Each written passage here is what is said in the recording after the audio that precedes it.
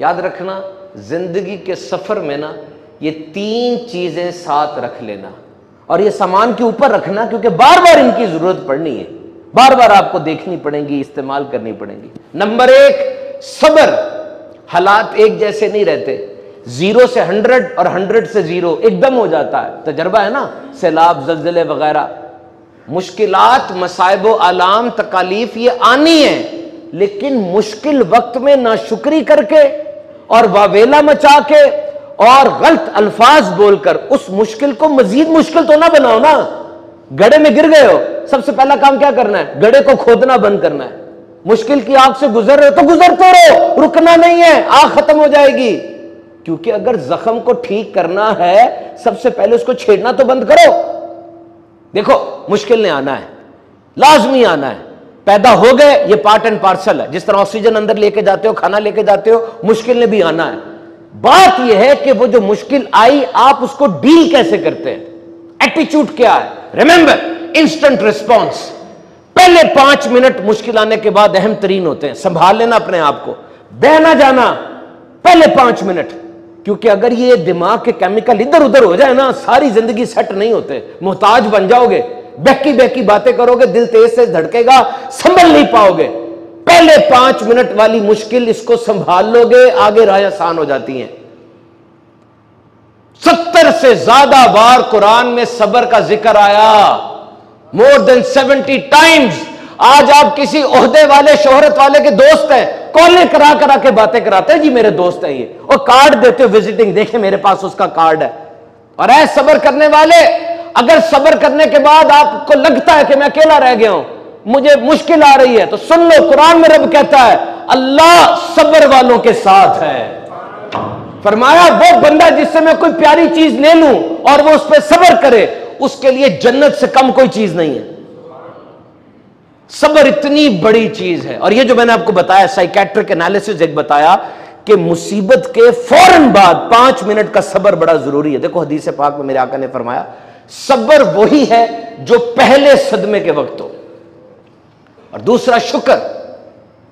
آپ نے کبھی نوٹ کیا ہے جو آپ رات کو سوتے ہیں، پہلے اونگ آتی ہے، پھر جمائی آتی ہے، اور پھر آپ آنکھیں بند کرتے ہیں، پھر آپ نیند میں چلے جاتے ہیں، یہ کیا ہے؟ This is a complete process. Sleep is having 3 stages, نیند کی 3 سٹیجز ہوتی ہیں، اور یہ REM sleep, rapid eye movement, یہ تیسری سٹیج ہوتی ہے جب آپ کو خواب آتے ہیں، یہ ڈیپ سلیپ ہے۔ اور اس دوران آپ کی جسم کی کنڈیشن کیا ہوتی ہے پتہ آپ کو؟ Your body has been paralysed by your brain, آپ کا دماغ آپ کے اعضاء کو بے حس کر دیتا ہے، بند کر دیتا ہے۔ ریپڈ آئی موومنٹ کے اندر مسل ٹون لو ہو جاتی ہے، آپ حرکت نہیں کر سکتے، کیوں؟ ورنہ آپ خواب دیکھیں تو اٹھ کے ہلنا شروع کر دیں، دماغ نے آپ کے جسم کو بے جان کر دیا، ایک طرح سے سننے کی صلاحیت روک دی، آواز اندر جا رہی ہے، دماغ میں پروسیس نہیں ہو رہی، ورنہ تو آپ اٹھ جائیں گے۔ بلڈ پریشر، ٹمپریچر بھی اور ہو گیا، یعنی آپ موت کے بالکل قریب ہیں۔ You are 1 stage away from death، بالکل نکر پہ کھڑے ہوئے ہیں آپ، اگلی سٹیج کیا ہوگی؟ اور اسی سٹیج سے روزانہ اٹھ کے واپس آپ آتے ہیں۔ شکر کا مقام نہیں ہے یہ، اور شکر کا مقام نہیں ہے یہ آئی لڈز، یہ آنکھیں دیکھیں یہاں پر، یہ جو آنکھیں کا یہ حصہ ہے، یہ آئی لڈز کہتے ہیں، یہ بند ہوتی ہے نا، شٹر ڈاؤن ہوتا ہے، یہ ایک بیماری ہوتی ہے ٹوسس، PTOSIS، اس میں یہ جو جھلی ہے نا یہ بند نہیں صحیح طرح ہوتی، ان کے مسل کمزور ہو جاتے ہیں، یا تو بڑھاپے کی وجہ سے ایسے ہوتا ہے یا دماغ کی طرف سے سگنل آنے بند ہو جاتے ہیں۔ اور کتنے لوگ دنیا میں ایسے جن کو یہ ٹوسس بیماری ہے، ٹیپیں لگا لگا کے کھولتے ہیں آنکھوں کو، آپ کی کھلی ہوئی ہیں، شکر کریں، شکر کا موقع نہیں ہے یہ، اللہ تعالیٰ سے شکر کریں، شکر کو اپنے ساتھ رکھیں۔ اور زیروسٹومیا، دن میں آدھے لیٹر سے 1.5 لیٹر تک تھوک پیدا ہونا ہے روزانہ، اس نے منہ کے جراثیموں کو بھی ختم کرنا ہے، اس نے آپ کے منہ کو ٹھیک رکھنا ہے، اس نے کھانے کے ساتھ مل کر کھانے کو اندر لے کے جانا اور صحیح رکھنا ہے۔ اگر یہ تھوک پیدا نہیں ہوگا آپ کا منہ سوکھ جائے گا، بیماریاں لگ جائیں گی، کھانا ہضم نہیں ہوگا، ٹیسٹ بھی صحیح نہیں آئے گا۔ روز تھوک پیدا ہوتا ہے، شکر کرو رب تعالیٰ کا، اور سب سے بڑھ کر شکر یہ کرو کہ اے مالک تو نے ہمیں اپنے حبیب کی امت میں پیدا فرمایا، نہ ہم نے دعا مانگی تھی، نہ ہمارا ایسا حسن کی خوبی ہے، نہ کوئی عمل ایسا ہے، وہ امت جس پر دیگر انبیاء رشک کرتے رہے اس میں ہم پیدا ہو گئے۔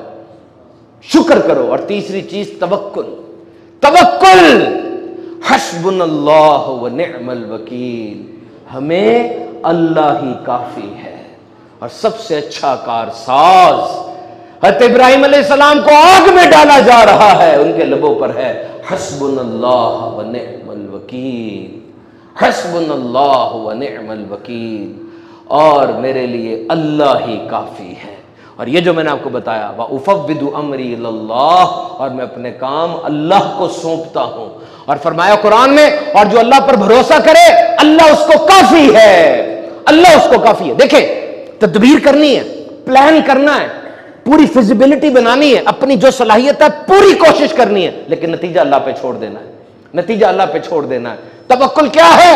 اللہ سے مضبوط تعلق کا نام توکل ہے۔ توکل کیا ہے؟ اللہ سے ہر وقت کے تعلق کا نام توکل ہے۔ توکل کیا ہے؟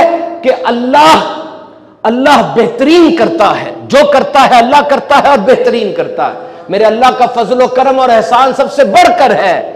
متوکل یہ اعلان کر رہا ہوتا ہے کہ میرا ایمان ہے، سب سے بڑا علم میرے رب کا ہے، سب سے بڑی قدرت میرے رب کی ہے، سب سے بڑی مہربانی میرے رب کی ہے۔ عبداللہ طاہر نیشا پور کے گورنر ہیں، عبداللہ طاہر خراسان کے گورنر ہیں۔ نیشا پور خراسان کا کیپٹل تھا۔ بارڈر کے اوپر سیکیورٹی فورس کھڑی کر دی کیونکہ چوریاں بڑھ رہی تھیں، لوگ گزرتے تھے، ڈکیتیاں ہو رہی تھیں۔ عبداللہ طاہر نے حکم دے دیا چوروں کو پکڑو۔ بارڈر کے اوپر 4 چور پکڑے گئے، ان میں سے ایک بھاگ گیا۔ پولیس والوں نے سوچا کہ یہ بھاگ گیا ہے، اب اگر ہم 3 چور پیش کریں گے تو راز نہ کھل جائے۔ انہوں نے کسی اجنبی کو پکڑ کے چوتھا بنا دیا اور بادشاہ کے سامنے چاروں کو پیش کر دیا۔ وہ جو چوتھے تھے وہ ایک لوہار تھے جو کسی اور جگہ سے آئے تھے کوئی کاروبار وغیرہ کرنے کے لیے، واپس جا رہے تھے، دھر لیے گئے۔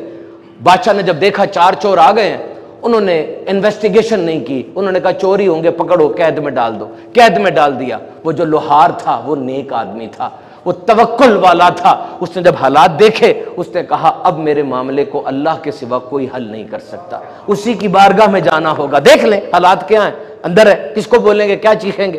2 رکعت نماز پڑھی اور 2 رکعت کے بعد رو رو کے دعا مانگی، مالک میں بے قصور ہوں تو جانتا ہے۔ رات ہوئی، عبداللہ طاہر کی آنکھ لگی، خواب میں کیا دیکھا، 4 بڑے بڑے طاقتور لوگ آئے ہیں اور آ کر اس کے تخت کو الٹانے کی کوشش کر رہے ہیں۔